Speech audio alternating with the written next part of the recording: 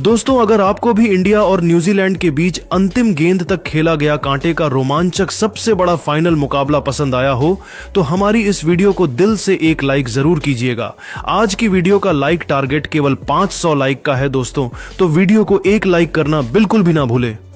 दोस्तों, फाइनल के अंतिम घमासान में जब इंडिया के सामने आई न्यूजीलैंड तो टीम इंडिया टॉस तो हारी, लेकिन फिर रोहित के तुरुप के इक्के, कुलदीप जड्डू और वरुण चक्रवर्ती की तिकड़ी ने अपनी लाजवाब बॉलिंग से इस मैच का रुख पलट दिया।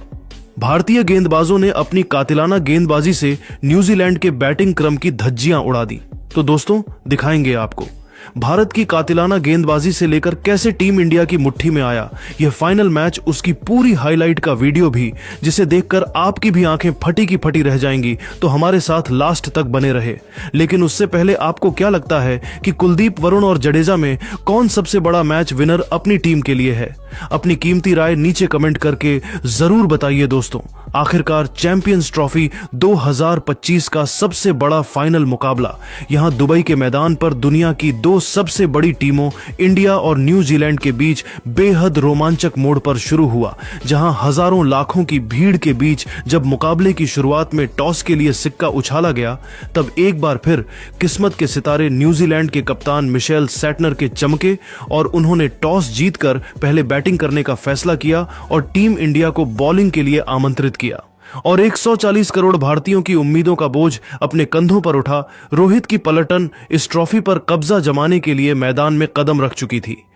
न्यूजीलैंड की तरफ से रनों की बरसात करने बिल यंग के साथ रचिन रविंद्र की खतरनाक जोड़ी मैदान में आई थी और पहले ओवर की अंतिम गेंद पर ही यंग ने शमी के खिलाफ चौका मारकर अपनी पारी की धमाकेदार शुरुआत कर दी थी। तो दोस्तों, टीम इंडिया के बहुत जल्द विकेट चटकाने के इरादों पर पानी फेरते हुए रचिन रविंद्र ने तो चौथे ओवर में हार्दिक पांड्या की धज्जियां उड़ाकर रख दी।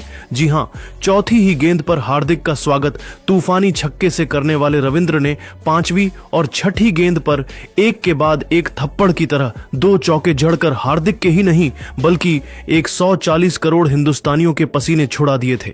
जहां न्यूजीलैंड ने इस मैच में विस्फोटक शुरुआत की थी। हार्दिक पांचवें ओवर में शमी को निशाना बनाते हुए रविंद्र ने दो लगातार चौके उनके खिलाफ भी जड़े और भारतीय खेमे में हड़कंप मचा दिया था। ऐसे में उनकी पिटाई से परेशान होकर रोहित बुला लेते हैं अपने तुरुप के इक्के वरुण चक्रवर्ती को विकेट की तलाश में छठे ही ओवर में। लेकिन दोस्तों, पहले ही बॉल में चक्रवर्ती वाइड फेंकते हैं, जिसके चलते मुफ्त में न्यूजीलैंड को 5 रन मिल जाते हैं और न्यूजीलैंड की पारी यहां पर T20 की रफ्तार से आगे बढ़ रही थी। इसी बात की चिंता हर एक हिंदुस्तानी खुद कप्तान रोहित को खाए जा रही थी। 7वें ओवर की अंतिम बॉल में शमी को बाउंड्री के बाहर चौके के लिए मारकर यंग ने अपनी टीम को 51 रनों तक 7 ओवर में पहुंचा दिया था। इन दोनों के बीच एक धमाकेदार ओपनिंग पार्टनरशिप भी हो चली थी, जिसने टीम इंडिया को मुसीबत के दलदल में फंसा दिया था। भारतीय गेंदबाजी दबाव में थे। भारतीय बॉलिंग पूरी तरीके से फ्लॉप साबित हुई थी। कप्तान रोहित का हर एक प्लान अब तक फेल होता नजर आया था। न्यूजीलैंड इस मुकाबले में शिकंजा कसती हुई थी अब तक। लेकिन दोस्तों, तभी 7वां ओवर लेकर आए वरुण चक्रवर्ती की पहली ही बॉल में रविंद्र आउट हो जाते हैं। उन्हें ग्राउंड अंपायर ने आउट दे दिया था, लेकिन थर्ड अंपायर की मेहरबानी से इस खिलाड़ी को नया जीवनदान मिला। तो अगली ही बॉल में बाउंड्री पर गन फील्डर श्रेयस अय्यर ने रविंद्र का एक मुश्किल कैच टपका दिया और 2 बॉल पर इस खिलाड़ी को 2 जीवनदान मिले थे, जिससे हर एक भारतीय का दिल टूट गया था। टीम इंडिया पर धीरे धीरे दबाव बहुत अधिक बढ़ता जा रहा था। भारतीय टीम दबाव में बिखरती नजर आ रही थी। लेकिन दोस्तों, तभी वरुण चक्रवर्ती का चमत्कार होता है।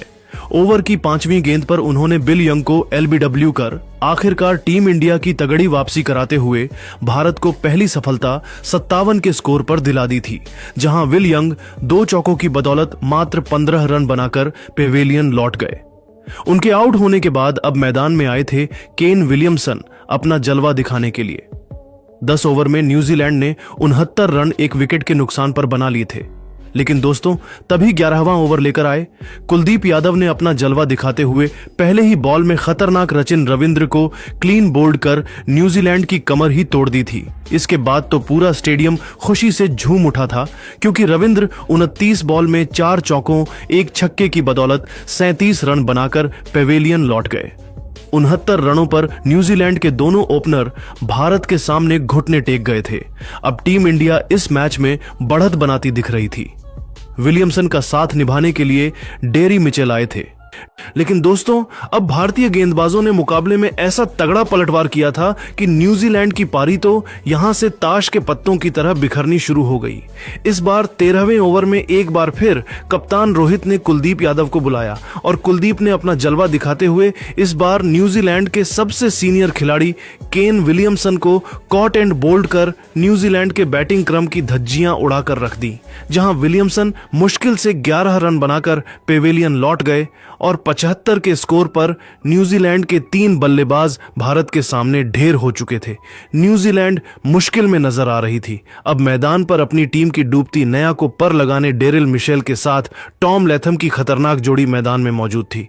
15 ओवर में न्यूजीलैंड ने 83 रन 3 विकेट के नुकसान पर बना लिए थे।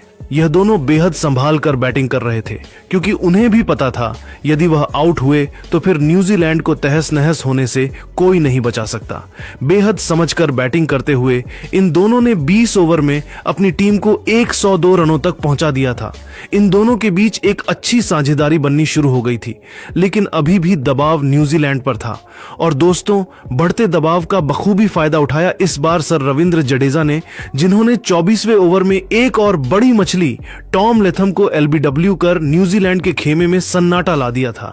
इसी के साथ जहां लेथम 14 रन बनाकर पेवेलियन लौटे तो टीम इंडिया को 108 के स्कोर पर ही चौथी सफलता मिल चुकी थी। अब मिशेल का साथ निभाने के लिए खतरनाक ग्लेन फिलिप्स आए थे।